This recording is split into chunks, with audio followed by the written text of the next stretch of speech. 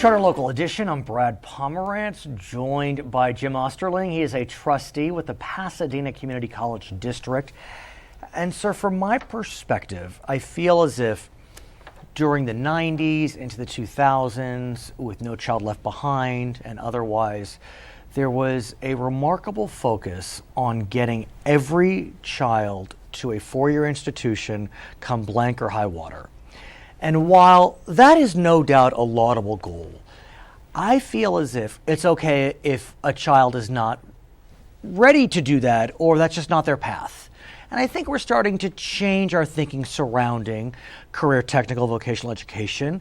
Would you agree with my assessment? That's a very good assessment. I do agree with it. And from a perspective of the students, not every student, after having been through a K-12 program, is ready to sit in a classroom for a 2-year school or a 4-year school and undertake more of that type of academic training. But also from the employer's perspective, I'm going to throw a really interesting statistic at you.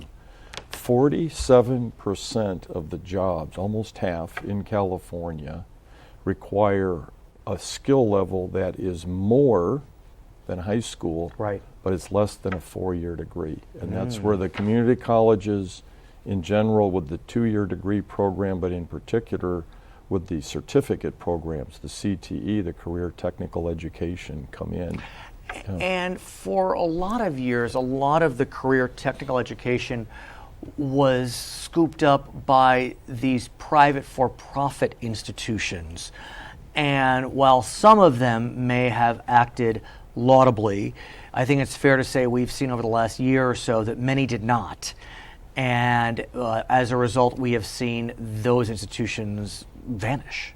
Yes, so what we've seen, and just to name a couple, one nationally and one locally, ITT recently announced that they're shutting down en masse. Actually, it was even mid-semester.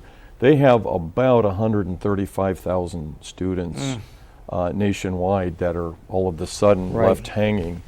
Locally, we have the Le Cordon Bleu Chef School in Pasadena that's doing an orderly wind down so those that started the program can finish, and it's laudable. And in both cases, the fundamental issue that's going on is those programs, as you would expect, are expensive, and they're funded primarily by student loans at the federal level, and the federal government has determined that the amount of loans that are being granted relative to the jobs the students are getting and the amount of money they're making and their ability to pay the loan backs isn't good, so they have been cracking down or pulling back on that funding. So here's the question. I remember in 2012, the Community College Governing Board approved 22 reforms, and they were placing an emphasis on transferring kids from community colleges to four-year institutions. There was also an emphasis placed on career tech, but it seemed to get as if, again, the singular focus, get everyone a four-year degree. And so are we pulling back a bit on this and recognizing it's okay if you don't get a four-year degree? We aren't. It's more than pulling back a bit. We're making a fundamental shift at the statewide level, and because they provide essentially all of our funding, it becomes a mandate, and I'm in favor of that. I think the renewed emphasis on CTE, career technical education, is positive, and it's been made very clear to us by the state chancellor's office that the incremental funding that we're going to get is going to be based on career technical education and also outcomes. And the outcomes would be getting students to graduate, get these certificates, and get good paying jobs in industry. But here's part of the challenge. If a student takes a class at a community college that, let's say it's history or English, it will cost about $52 per student per credit hour to operate that class. As you consider more career-oriented classes, it gets more expensive. Allied health classes are up to $131 per credit hour. Engineering type classes are $163 per credit hour. Then you get to respiratory care, it's $265 per credit hour. How do public community colleges manage that 5-time differential? That's an excellent question, and I don't have the answer Okay, for you that's fair. as we sit here today. And those are national averages, and because costs are higher here in California, I'm certain our equivalent numbers are higher. So some CTE, for example, you can get a certificate in accounting and bookkeeping at PCC. Those classes cost probably about the same as your courses at the 2-year degree for the 4-year degree. But as you mentioned, some of these other courses cost many, many multiples. And our funding model, our traditional funding model, we fund FTES, full-time equivalent student, with no differential.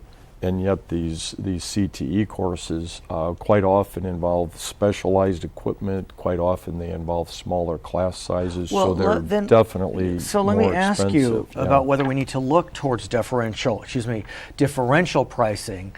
And as you consider that, you may remember back in 2012, Santa Monica College was looking at differential pricing, but not for CTE.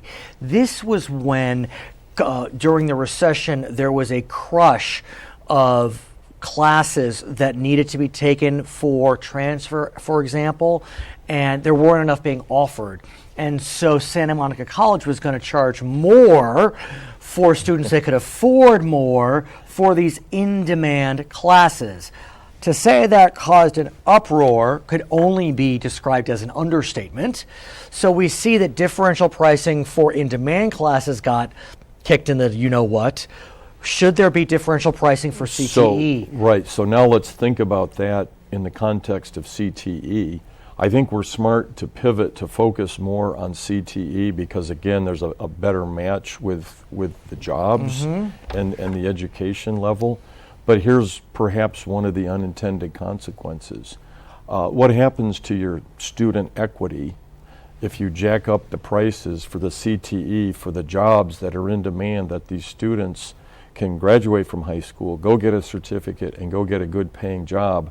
But then if we jack up the tuition part of the coursework, those students that can least afford it, that most need that job, might get priced out. Let me ask you though, while per unit tuition has gone up, it was $26 a unit, then $36, now it's $46. Correct. We're still the lowest in the nation. Our 50th out of 50. That's a good place to be. Yeah. So our per student, our tuition, the part of our cost that's covered by student tuition at $46 per credit hour is an educational bargain. Right. So should we look at increasing it to spread out the increased cost of CTE? If we figure out a way to do that with what we call equity, meaning those less wealthy that can't afford it, we figure out a way to get them a scholarship. So the tuition is jacked up, but only for those that can afford it. I want you to come back, if you can, to continue this conversation, because I do feel as if CTE is something we need to continue to discuss as part of the future. His name is Jim Osterling. He is a trustee with the Pasadena Community College District. My name is Brad Pomerance in the San Gabriel Valley today on Charter Local Edition.